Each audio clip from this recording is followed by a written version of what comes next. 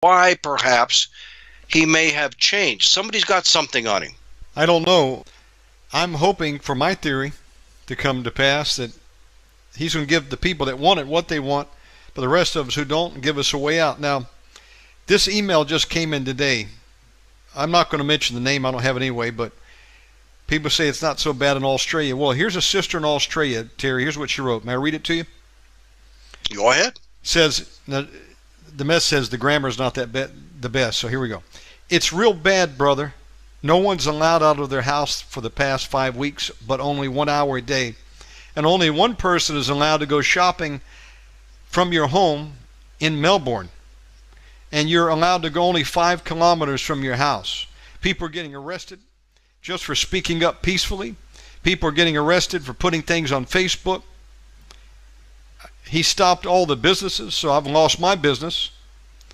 11 hours out of Melbourne. I can't see my son. I haven't seen him since March. And I can't even go just to meet him on the side of the road and see him. It seems to me that the Victorian governments are holding people in their homes, and then the vaccinations are going to come. But he stopped people from working, and then his Folsom to go into welfare, and then he said that you won't be able to get any welfare if you don't have the vaccination. Okay, I don't understand that part, but it says, I'm starting my home business, hairdressing from scratch in a country called Talkies right near the beach, an hour out of Melbourne. Our government has turned really wicked. Scott Morrison says he's a Christian, but he's in with Hillsong, and what they're saying is that there would be no religious exemption for this vaccination, because apparently most of the church are in agreement that taking it is okay.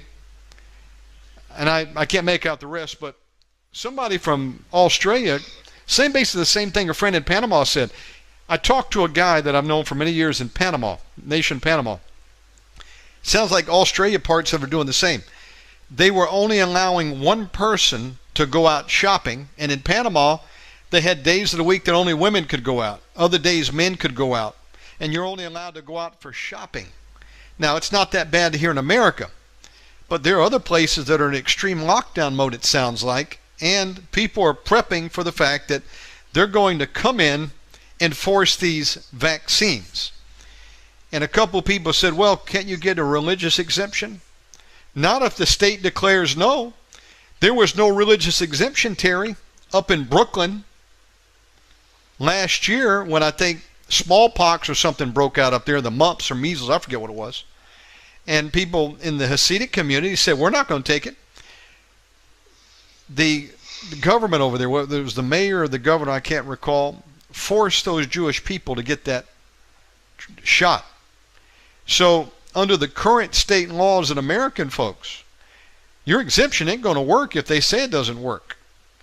And again, it's going to take an executive order probably to give any of us a relief, because you can take it to the bank, which, by the way, is probably not going to be operating for much longer. We're looking at a dollar crash in a few months. You can sooner than a few months. Sooner. Looks like October. These places are going to come in and force people to get vaccinated or hold off to these camps. I mean, that's what they'll do. You don't comply with our standard, then we'll permanently quarantine you. And folks, well, when you stopped to read, when you were reading that, and you said you're not sure what that meant. Remember you said that? Right. Well, I'm pretty confident what she meant was, unless you have a vaccine passport, you will get no government aid and no government licenses to do whatever you want to do, go shopping or whatever, without that vaccination passport, as Bill Gates calls it. Yes. Well, if you don't, in other words, if you don't take the vaccine, it's going to be like the mark of the beast, and that's where all of this is going, my dear brother. You see, this is the setup for the mark of the beast, so that when Satan finally comes along in mid-trib and he says, you must worship me, then I'll give you the mark so you can buy and sell. That's where it's going, brother. Terry, how many people out there who are on welfare or other government benefit packages, if they're given a choice, if you want to keep your welfare coming in, your money, you must take our vaccine, you must take our mark, or we're going to cut you off. They'll take it. How many would take it? Many would take it. They will, Brother Shannon, they will take it yesterday. They won't even wait till tomorrow. You see, That's what's about to happen. You see, the whole world now is going into the cleansing and the separation of the tribulation. God has had enough. And if you don't love him and accept his son, the only designated way to heaven is Jesus Christ. And if